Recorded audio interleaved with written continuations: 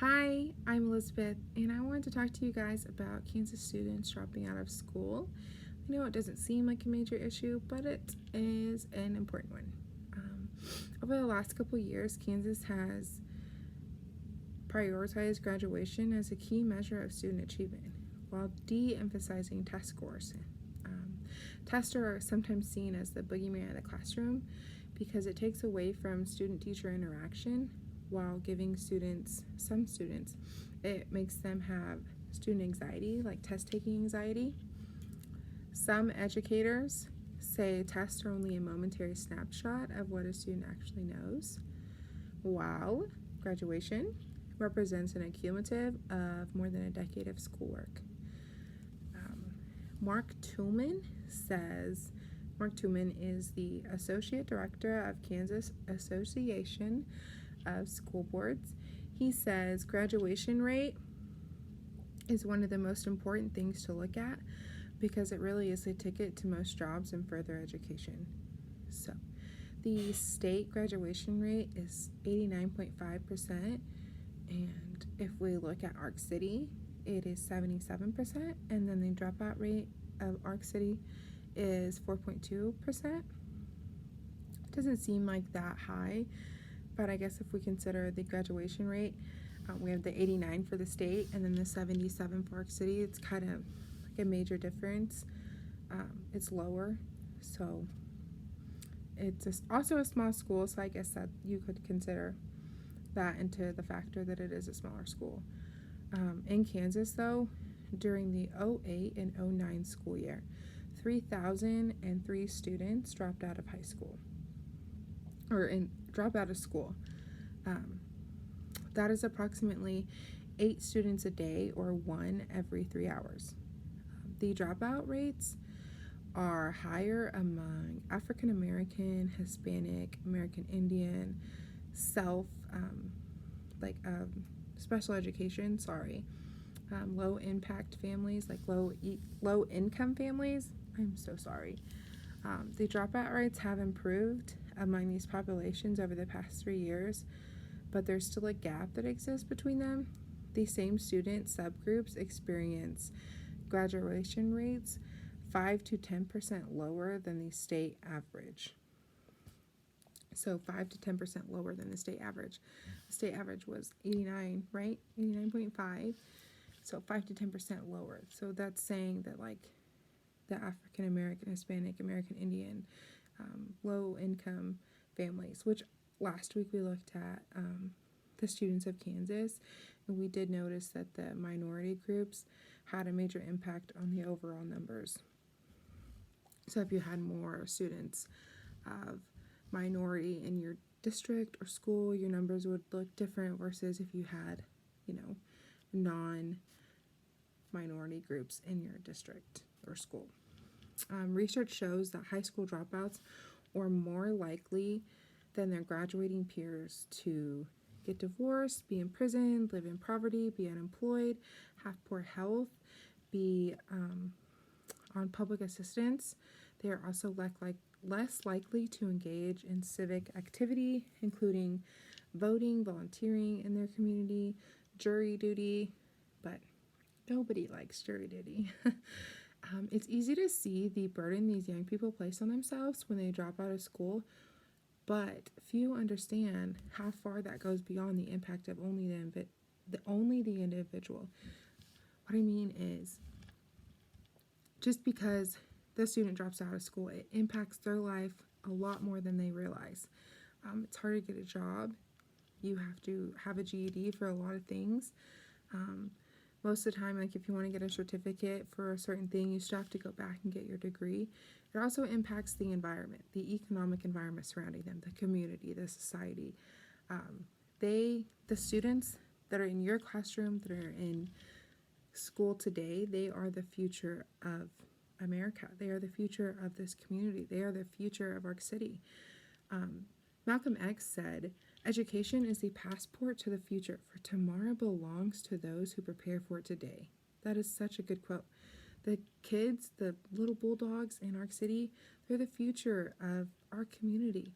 So if 77% graduates Arc City, 77%, I feel like that's really low for such a small school. They matter, and if they get the proper education, or even if they feel like they can get the proper education, I should say, because pinpointing why a student drops out of high school is like finding a needle in a haystack, because there's so many different reasons a student could drop out of high school. Examples: miss too many school days. They thought it would be easier to get the GED. It was maybe they were failing or flunking a class and they felt they couldn't get back up. They didn't like school. They got bullied. They got pregnant. Maybe they had to get a job and they couldn't juggle it. Maybe they didn't get along with the teachers. Maybe they felt like they didn't belong. But we can make sure each student has a relationship with a caring adult in the building, someone they can talk to for guidance or check in on them throughout the school year. So some of the programs that I found while researching this was called the ABCs of Dropout. It's a way to help you identify if a student is at risk of dropping out. They say that you can predict this as early as third grade. So the ABCs of Dropout. The first one would be A, and it's attendance. It's not simply like unexcused absences or truancy. It can be like missing more than 10 days in a consecutive school period. It's also consecutive school period, edit that out. That could be an indicator of them in the future dropping out if they're missing a lot of school. And then there's B for behavior, detentions, ISS, out of school suspension, if they get in trouble a lot. So like each school has different rules and regulations to follow. So if you like kids who are acting out, causing disturbances, seem to be catching bad luck, maybe they're getting in trouble, they're going the wrong direction, those are also signs, early signs, and could be warning signs for a student who is maybe going to drop out. There's C for coursework. This is their GPA, their grades, state exams, like if they're failing certain subjects, I did mention about focusing on the core subjects, like if they're failing one of the major core subjects, that could be a strong indicator that they could be dropping out. When I say that they could be dropping out, it means they are more than likely than the peer who is succeeding in this area. So it's just an early sign to notice, like to take note of, and like maybe I should talk to them and help them and guide them. So the main goal of the ABCs was to steer that kid right back in the right direction. If they got off course a little bit, if they were struggling, then you can help them and guide them back in the direction that they need to be to succeed in their own education. Also, the Kansas State Board of Education in 2015, it unveiled a new blueprint called Kansas Can.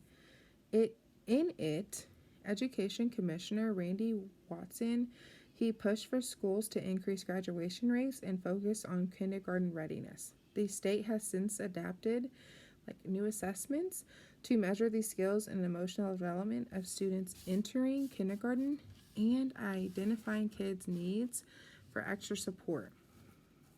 This early help is meant to prevent students from straying from the path of graduating at the start of their education. Each student is important and deserves the best outcome for the future along with the community. Having these programs in place to help the students not drop out is important because nowadays more and more jobs require post-secondary education. That means that a greater portion of people will need to acquire post-secondary credentials to do such knowledge-based work. The ABC program, it's a good program, but I do believe that we could do better. By this I mean just raise more awareness to the issue of students dropping out. Provide a guest speaker maybe, have a fun interactive workshop and learning groups to help students realize their potential. Preventing a student from dropping out is more than a diploma. It is showing the student how they can achieve something with dedication and hard work. Having a diploma will open more doors for you versus not having one.